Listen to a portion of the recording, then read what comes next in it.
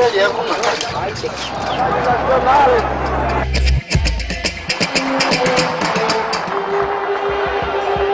trabalhador brasileiro possui hoje seu código de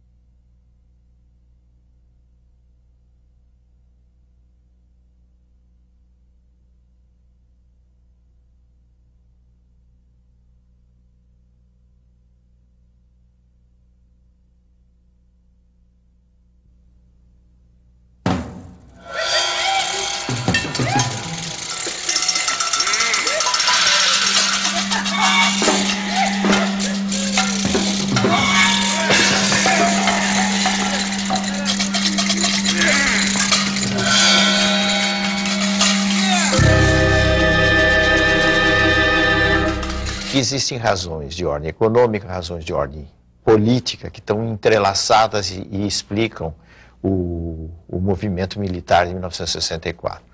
As razões econômicas resultam da deterioração de um quadro que se revela numa inflação que quase chegou a 100% anuais, o descontrole das contas do governo, do setor externo da economia, enfim, uma situação para a qual se tentou encontrar saídas no fim do período democrático, mas que infelizmente essas saídas fracassaram. Do ponto de vista político, existia o propósito, a convicção de setores militares, mas também de setores civis, de que era preciso interromper o regime populista de João Goulart, que estava levando o país à República Sindicalista e da República Sindicalista ao comunismo.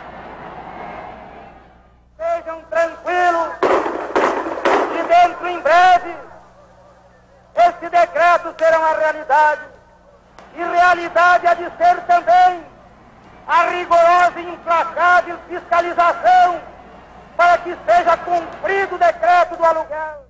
Oh, say, can you see by the dawn's early light? Os Estados Unidos viram com muita simpatia o movimento militar, eles estavam extremamente preocupados com a criação de uma imensa Cuba no Brasil, não eram outros tempos, e procuraram auxiliar fortemente o governo militar, sobretudo nos primeiros tempos, os tempos da Aliança para o Progresso, os tempos do governo Kennedy. Houve um empenho não dos capitais privados americanos, mas principalmente do Estado, do governo americano, em reequilibrar a situação do Brasil. Os militares no poder chegaram à conclusão, ou tinham a perspectiva, de que não havia condições de se implementar uma reestruturação do país pela via do Congresso. Então, eles fizeram isso através do executivo, do poder executivo, do poder que eles chamavam o poder constituinte da Revolução. Artigo 1º. O Presidente da República poderá decretar o recesso do Congresso Nacional. Artigo 2º. Poderá decretar a intervenção nos estados e municípios sem as limitações previstas na Constituição. E isso era feito através dos atos institucionais, que estabeleceram uma série de medidas, caçaram pessoas, caçaram mandato de deputados, aposentaram funcionários públicos, extinguiram partidos políticos.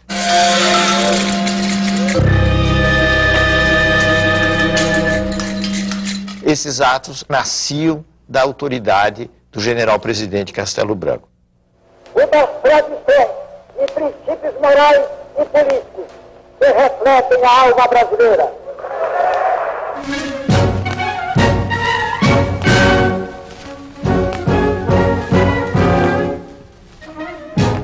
Para Para se entender o governo Castelo Branco, é preciso compreender que os militares não eram um bloco homogêneo. Eles estavam juntos naquela perspectiva de derrubar o governo João Goulart, que eles consideravam um governo que estava levando o país para o caos. Mas a partir daí eles se dividiam. Existia o grupo mais intelectualizado, que era chamado o grupo da Sorbonne, com uma alusão à Universidade Francesa, que pretendia, na realidade, fazer uma espécie de purificação no país. Isto é, a ideia era eliminar a corrupção, eliminar os populistas, os comunistas, e, feita essa limpeza, se esperava, num horizonte relativamente próximo, a reinstauração de um regime democrático baseado na ordem. Essa era a linha da turma chamada da Sorbonne. Oposta a ela estava a chamada linha dura, que acreditava que estávamos diante de uma ameaça muito grande, o país vivia uma ameaça muito grande comunista, que a democracia era incompatível com os tempos que nós estávamos vivendo. Então eles defendiam total dureza com as forças de oposição, total dureza não só com os inimigos, mas também com relação aos adversários do regime, os simples adversários do regime, e sustentavam que para mudar o Brasil era necessário prolongar por um longo período uma ditadura. Nessa divisão de forças, o Castelo Branco se situava entre o que nós poderíamos chamar homens da Sorbonne, os democratas conservadores.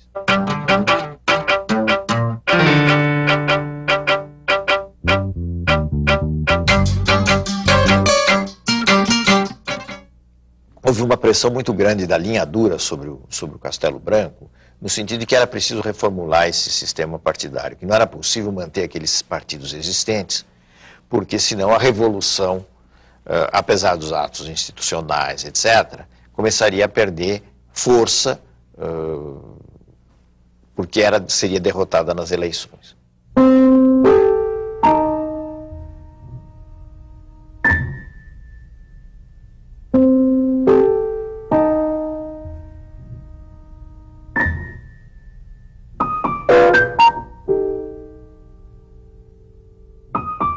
E daí surgiu o AI-2, o ato institucional número 2, que extinguiu os partidos políticos, e uma legislação a partir do AI-2 que limitou, dificultou, melhor dizendo, as possibilidades de formação dos partidos políticos. Isso resultou no chamado bipartidarismo, quer dizer, a existência de dois partidos, a Arena de um lado, que era o partido do governo, e o MDB, que era o partido da oposição consentida.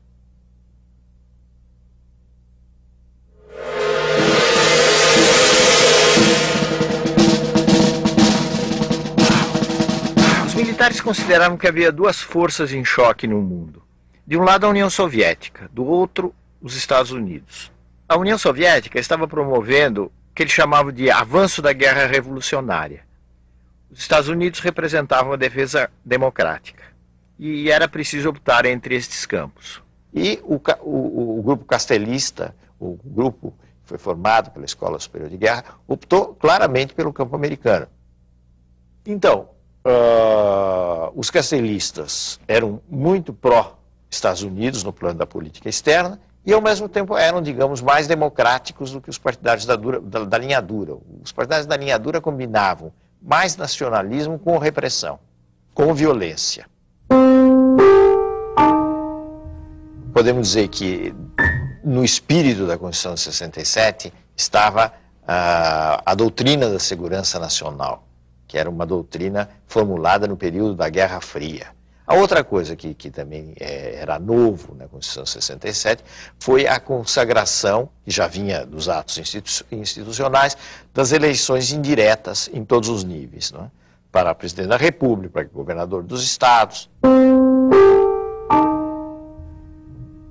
O general Castelo Branco, cujo mandato foi até prorrogado contra a vontade dele, ele não queria que houvesse essa prorrogação, não conseguiu fazer um sucessor. o que significa que o grupo castelista não conseguiu fazer o sucessor. Tanto assim que a linha dura conseguiu impor o general Arthur da Costa e Silva. Prometo manter, defender e cumprir a Constituição, observar as leis, promover o bem geral e sustentar a união, a integridade e a independência do Brasil.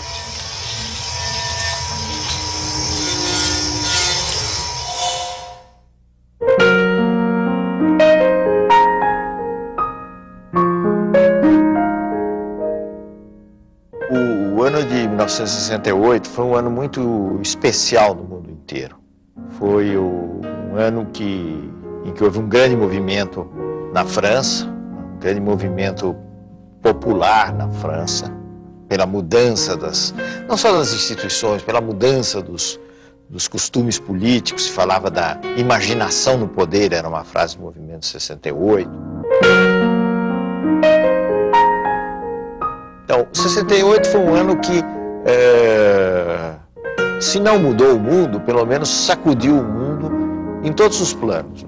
No plano da economia, mas eu diria que principalmente no plano da cultura.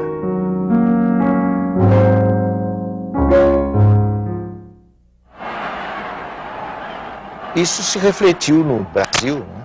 A gente deve lembrar a explosão do tropicalismo, uma explosão que pode ser resumida numa frase do Caetano e de uma música do Caetano Veloso: é proibido proibir.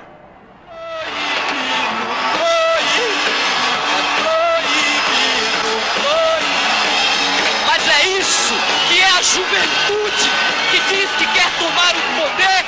Vocês têm coragem de aplaudir este ano uma música, um tipo de música que vocês não teriam coragem de aplaudir no ano passado?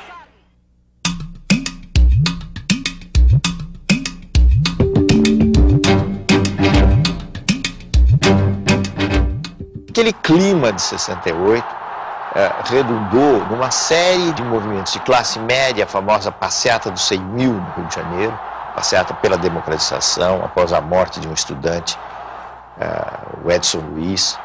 Esta mobilização que caracterizou o ano de 1968 e a convicção ideológica de que qualquer abertura redundava em desordem, entre aspas. Então era preciso endurecer, era preciso fechar, era preciso usar de poderes excepcionais, né, no combate à subversão. Isso é que explica em grande medida esse ato, o AI-5, que foi baixado, digamos assim, lá de cima para o comum dos mortais. O AI-5 estabeleceu de novo uma série de medidas excepcionais que a Constituição de 67 havia suspenso. Então voltaram as cassações, voltou um fechamento político em geral. E o que é importante no AI-5 também é o fato de que todo esse fechamento foi feito sem prazo. Quer dizer, o AI-5 veio para ficar. É como se dissesse, o AI-5 dura, o AI-5 era um produto da linha dura, o AI-5 dura enquanto for necessário.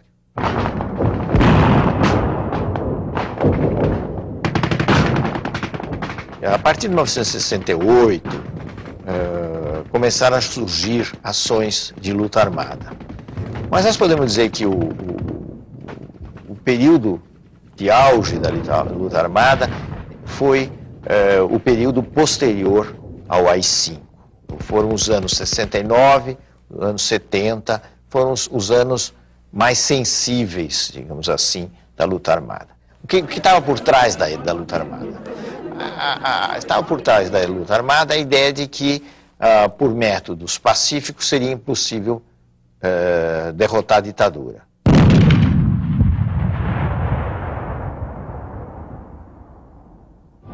As organizações de luta armada foram várias. Uma delas foi a Aliança Libertadora Nacional, que teve como figura principal o Carlos Marighella, que acabou sendo morto pela repressão. Depois houve outros grupos, o MR8, a Vanguarda Popular Revolucionária, a VPR, do capitão Lamarca, que rompeu com o exército num episódio na época famoso. Essas foram as organizações principais da luta armada.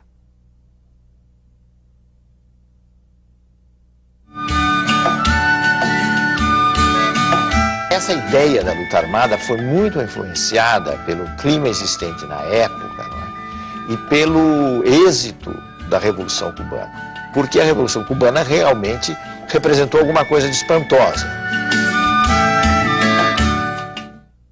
O regime militar desencadeou uma repressão muito violenta, feroz sobre esses grupos e que atingiu, inclusive, setores da sociedade que não estavam integrados nesse grupo.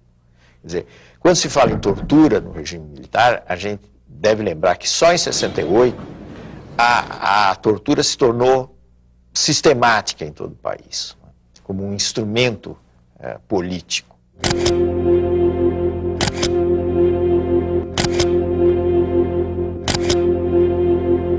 Foi aí então que começaram a surgir mesmo em maior número as pessoas violentadas, sacrificadas, mortas na tortura, e foi aí que o regime militar apresentou a sua face mais obscura. É uma questão de justiça resgatar a verdadeira história de uma centena de pessoas, na sua maioria jovens, com sonhos de democracia e justiça social, que enfrentaram a violência da ditadura militar, denunciando-a, desmascarando-a, e que por esta ousadia pagaram um lato preço, a vida. Este processo não é só importante pelo resgate histórico, mas, sobretudo, na formação da consciência das novas gerações, de que tortura é crime e que esta prática criminosa e covarde tem que ser condenada e abolida do nosso país.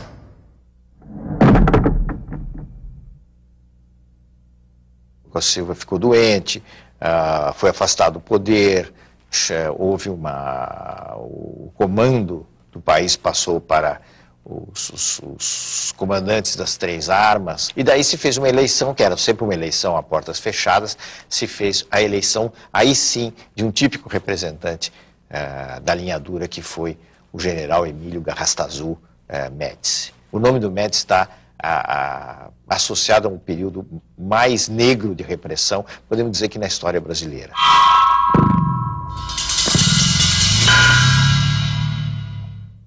Morto é aquele que tem certidão de óbito e um túmulo.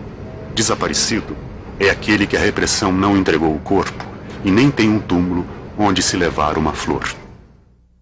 Eduardo Collier Filho, pernambucano, estudante de Direito, desaparecido.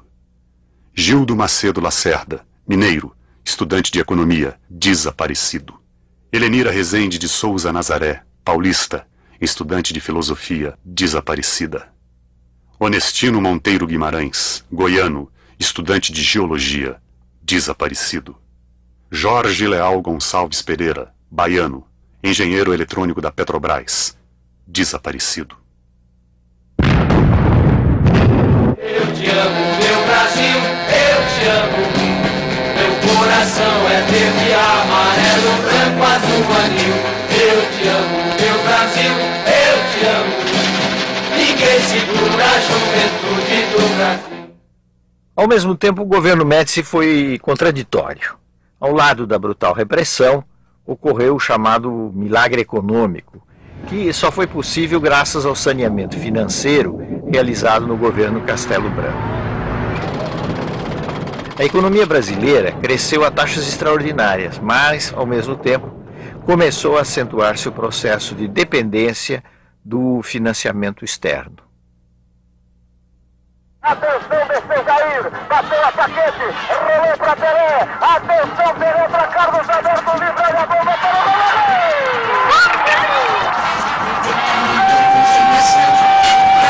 Brasil, no meu coração.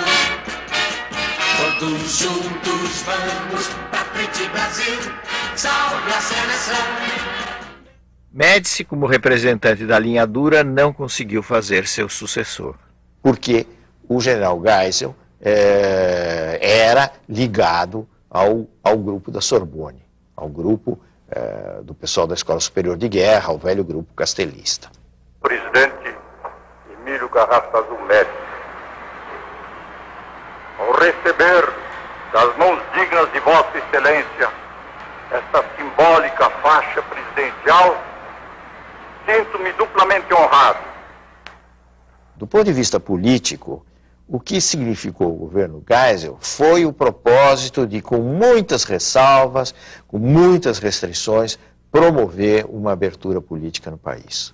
A abertura política que foi definida por ele mesmo como lenta, gradual e segura. O Brasil amanhece sem o AI-5, o ato institucional que amordaçou e oprimiu o país durante 10 anos. Antes de deixar o poder, o general Geisel abranda a Lei de Segurança Nacional, revoga os atos de banimento político e manda uma mensagem sobre a abertura política ao Congresso. Ela foi lenta, foi gradual, não foi provavelmente segura, porque ele teve que enfrentar os adversários da linha dura que praticaram uma série de atos violentos e que queriam impedir a abertura. E o próprio Geisel teve atos repressivos também que, de certa forma, era uma espécie de justificativa perante a linha dura. Vocês deixem isso comigo, é como se ele dissesse que eu vou devagar. E quando for preciso bater, eu sei bater. O que vocês querem aqui? Vai embora aqui! Vai embora aqui! Ato público está proibido. Não admitimos passeata nem comício. Está todo mundo preso. Quando nós falamos na abertura, é importante ressaltar um outro fator, que é o papel da igreja. E eu estou falando essencialmente da Igreja Católica. A igreja se transformou muito no mundo, e especificamente no Brasil, em que surgiram figuras fortes de oposição ao regime. Dom Helder Câmara, arcebispo, o cardeal, melhor dizendo, de Recife, Dom Paulo Evaristo Artes, em São Paulo, foram figuras destacadas de oposição ao regime militar. É muito importante pensar na justiça. Olhe, o pessoal que trabalha muito ganha muito pouco. E não podemos continuar nessa situação. Eu creio que todo o povo agora está consciente que os brasileiros podem viver com mais dignidade se ganharem melhor e também se tiverem condições de sempre participarem mais.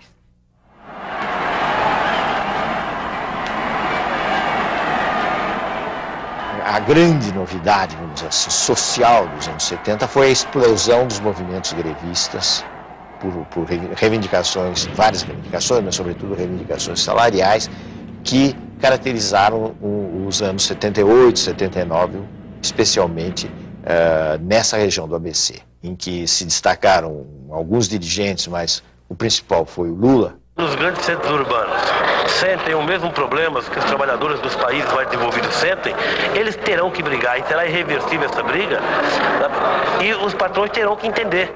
O último presidente militar foi o general Figueiredo, João Batista Figueiredo. Essa sucessão do Geisel para o Figueiredo representou uma exceção, praticamente, na mudança, na substituição de nomes, porque o Geisel conseguiu fazer o seu sucessor.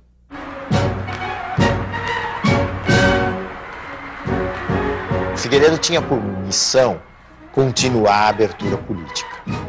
E a verdade é que ele continuou a abertura.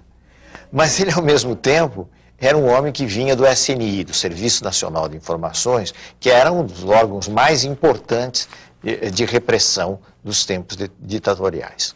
Seja como for, e o Figueiredo estendeu essas medidas de liberalização, eu diria que roubando das oposições uma bandeira, que foi a concessão da anistia.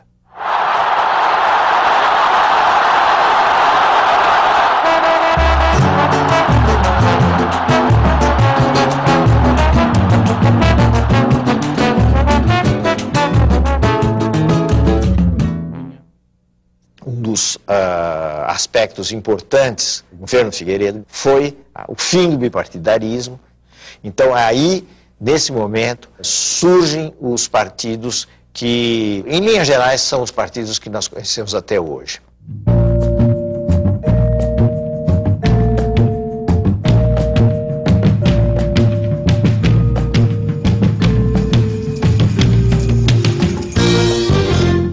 Um dos movimentos sociais, sociopolíticos, vamos dizer assim, mais importantes dos anos 80, durante o processo da abertura, foi o movimento do ano de 1984, que ficou conhecido como o movimento das diretas já.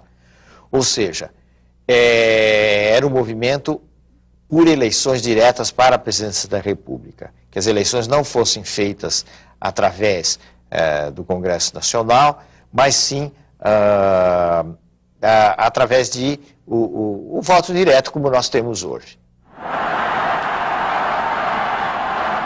O movimento foi um movimento extremamente interessante, extremamente importante como mobilização, e que resultou numa grande decepção, porque no Congresso a eleição direta passou, vamos dizer assim, mas não teve os votos suficientes, porque ele precisava de o que se chama um quórum especial de votos, né, para ser aprovada. Então, a derrota das diretas representou, para muita gente, uma frustração muito grande. As manifestações pelas diretas começam a se confundir com comícios de apoio à eleição indireta de Tancredo Neves pelo Colégio Eleitoral. A eleição de Tancredo Neves pelo Colégio Eleitoral simboliza o fim do regime autoritário e desperta grandes esperanças no povo brasileiro. Sua doença, seguida de uma morte inesperada, comoveu todo o país. Tancredo não chegou a tomar posse e, dessa forma, o vice-presidente José Sarney assumiu o poder. Era o início dos tempos democráticos.